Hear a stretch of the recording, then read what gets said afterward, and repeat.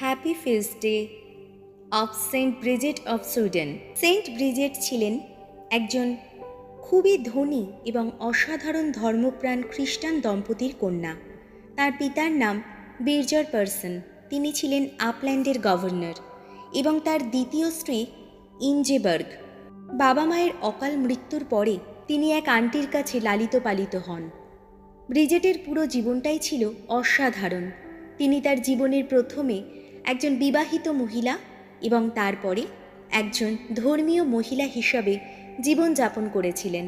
মাত্র ১৩ বছর বয়সে তিনি বিয়ে করেন এবং ১৩৪৪ সালে তিনি তার স্বামী উলফ গ্যাডমারসনকে হারিয়েছিলেন।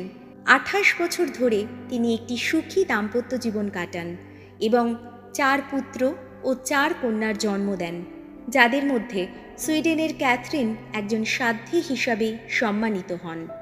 ৭ বছর বয়স থেকেই তপস্বিনী এবং দূরদর্শী স্বভাবের ছিলেন তিনি। সময়ের সাথে সাথে এই গুণগুলো তো বটেই, তার সাথে সাথে তার মধ্যে প্রচণ্ড অনুশোচনামূলক অনুশীলন এবং ভবিষ্যৎবাণীমূলক দৃষ্টিভঙ্গিও বেড়ে উঠেছিল। খ্রিস্টের দুঃখ কষ্টের জীবনকে অনুভব করে তার মধ্যে দিন দিন প্রকাশ পেতে থাকল ভক্তি ও দানশীলতা। তার চেহারা ছিল সর্বদা হাস্যোজ্জ্বল। তিনি সর্বদা প্রতিটি প্রাণীর প্রতি নম্র এবং সদয় ছিলেন।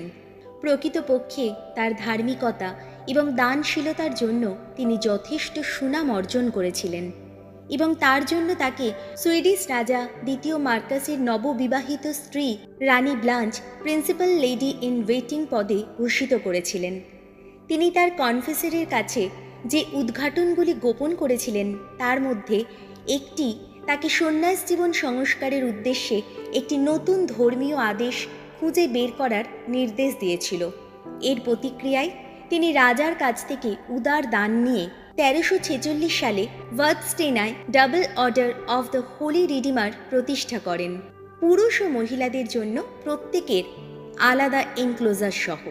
সেখানে খ্রিস্টের ৭২ জন শিষ্যের অনুকরণে ১৩ জন যাজক, তার মধ্যে ১২ জন পেরিত এবং সেন্ট পল, ৪ জন ডিকন, ৮ জন লে ব্রাদার্স এবং কাছাকাছি একটি কনভেন্টে ৬০ জন সন্ন্যাসী থাকতে হবে, যারা তাদের প্রার্থনার মাধ্যমে যাজকদের প্রচারকে টিকিয়ে রাখবে।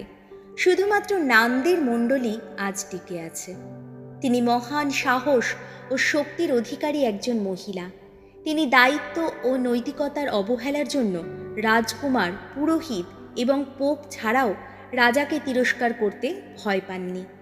ব্রিজেট, যার নাম শক্তি বোঝায়, তার বিধবা কন্যা ক্যাথরিনের সাথে ১৩৫০ সালে পবিত্র বছরের জন্য রোমে গিয়েছিলেন এবং ১৩৭৩ সালের ২৩শে জুলাই তার মৃত্যুর আগে পর্যন্ত সেখানেই ছিলেন। অবশেষে ১৩৭০ সালে পোপ পঞ্চম আরবানের থেকে তার শাসনের জন্য পাপালের অনুমোদন পেয়েছিলেন। ১৩৭২ সালে পবিত্র ভূমিতে তার তীর্থযাত্রার সময় তিনি প্রায় ৪ মাস প্রভুর জীবন এবং মর্মবেদনার অবিচ্ছিন্ন দর্শন পেয়েছিলেন। এটি শুরু হয়েছিল তার পিতামাতার বাড়িতে অল্প বয়সী কুমারী মেরির সাথে, যখন বেতলেহেমের একটি গুহায় তিনি আওয়ার লেডিকে তার নবজাত শিশুর সামনে হাঁটু গেড়ে বসে চিৎকার করতে দেখেছিলেন, স্বাগত হও আমার প্রভু এবং আমার পুত্র। ব্রিজেটকে ১৩৯১ সালের 7 অক্টোবরে পোপ বনিফেস নবম দ্বারা স্বীকৃতি দেওয়া হয়েছিল। Reflection: the world would have peace if men of politics would only follow the Gospels.